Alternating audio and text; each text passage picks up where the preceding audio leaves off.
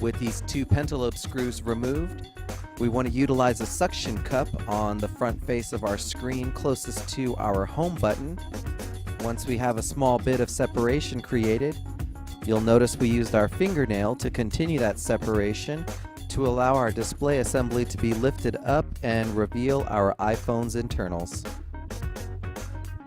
There is a small metal cover protecting the connections for our display assembly. Go ahead and remove the 3 Phillips screws that are securing it into place.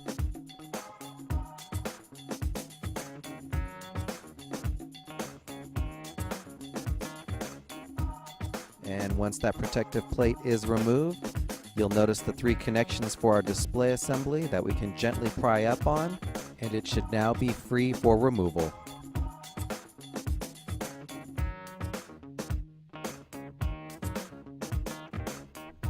With our display assembly separated from the rest of our iPhone, we can now bring our attention to removing the battery.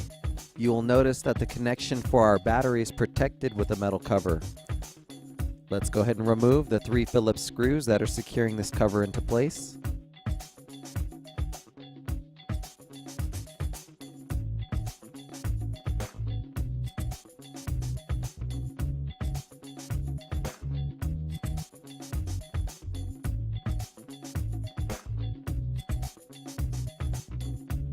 And gently pry up on the battery's connection to release it.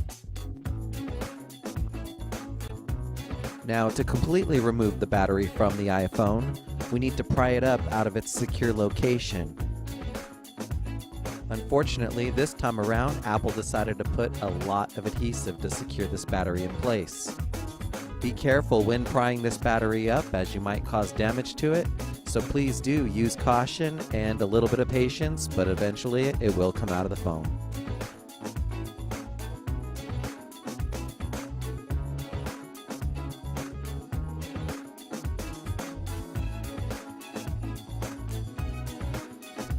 With our battery finally removed, let's bring our attention to the loudspeaker and our dock port assembly.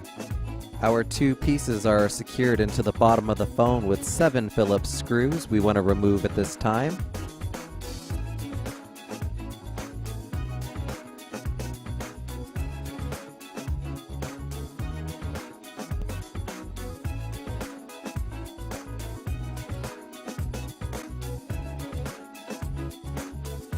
There's a small coaxial antenna connection by the battery terminal. Let's disconnect that. There's also a small portion of ribbon wire that is adhered to the top of the loudspeaker assembly. Let's peel that off the top of the loudspeaker and then maneuver the loudspeaker into the center of the phone, but don't separate it completely from the dock port as it's still connected.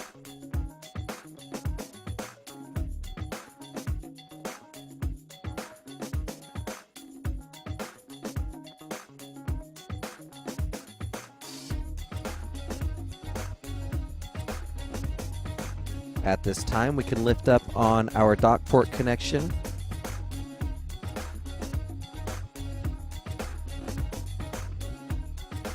And then use our spudger to peel up the adhesive that is holding down the ribbon cable, as well as the dock port assembly into the bottom of the phone.